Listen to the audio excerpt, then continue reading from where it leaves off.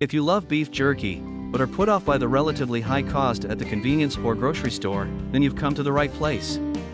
In this video I'll walk you through the simple and easy steps for making your own delicious low-carb jerky at home. All that, coming right up.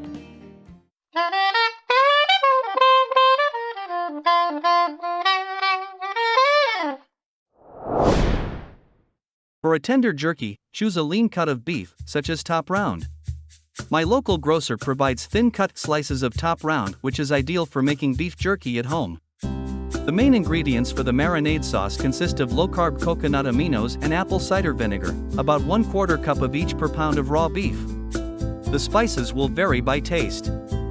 I prefer a garlicky, peppery, and slightly salty flavor, hence the garlic-flavored coconut aminos, crushed red pepper, cayenne pepper, black pepper, and salt.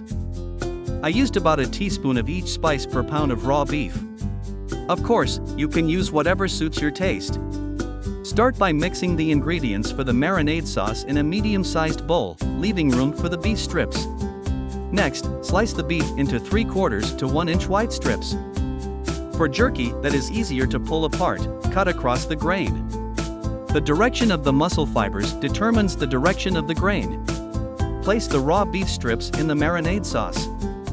Unfold any folded strips to ensure that all strips are completely coated with the sauce. Allow the strips to marinate in the fridge for 4 to 24 hours. When the strips are sufficiently marinated, begin laying out the strips on your dehydrator trays. Don't overlap or allow adjacent strips to touch. Set the dehydration temperature to 160 degrees Fahrenheit and allow the strips to dry for 3 to 4 hours. Shorter dry times will produce strips that are moister and more tender than longer dry times. Voila!